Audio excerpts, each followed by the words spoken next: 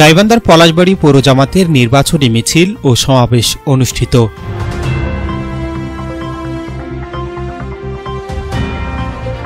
আসসালামু আলাইকুম।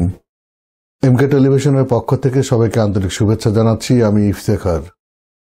শুরুতেই শুনলেন সংবাদ শিরোনাম, এখন বিস্তারিত। ত্রয়োদশ জাতীয় সংসদ নির্বাচনকে সামনে রেখে গাইবান্ধা ৩ পলাশবাড়ী সাদুল্লাপুর আসনে দাঁড়িপাল্লা প্রতীকের সমর্থনে পলাশবাড়ী পৌর জামাতের উদ্যোগে এক বিশাল নির্বাচনী মিছিল ও সমাবেশ অনুষ্ঠিত হয়েছে।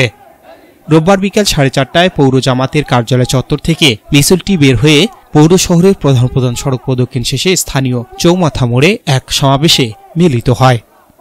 পৌর জামাতের আমির মাওলানা ইয়াহিয়ার সভাপতিত্বে এবং সেক্রেটারি আইনুল হকের সঞ্চালনায় সমাবেশে প্রধান অতিথির বক্তব্য রাখেন জামায়াত মনোনীত এমপি প্রার্থী অধ্যক্ষ মাওলানা নজরুল ইসলাম লেবু। সমাবেশে আরও বক্তব্য রাখেন জামাত নেতা ও পলাশবাড়ী উপজেলা পরিষদ নির্বাচনে ভাইস চেয়ারম্যান পদে জামাত মনোনীত প্রার্থী মাস্টার আবু তালেব সরকার, শ্রমিক কল্যাণ ফেডারেশনের পলাশবাড়ী উপজেলা সভাপতি ও পলাশবাড়ী পৌর মেয়র প্রার্থী খায়রুল ইসলাম চান, শ্রমিক কল্যাণ ফেডারেশনের পলাশবাড়ী পৌর সভাপতি আব্দুল মতিন সরকার সহ আরও অনেকে।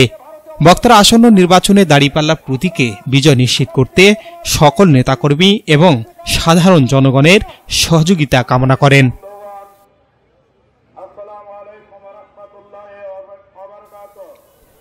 S Rahman, news desk, MK television. শেষ করছি এমকে টেলিভিশনের সংবাদ। এতক্ষণ আপনারা আমাদের সাথে থাকার জন্য অসংখ্য ধন্যবাদ।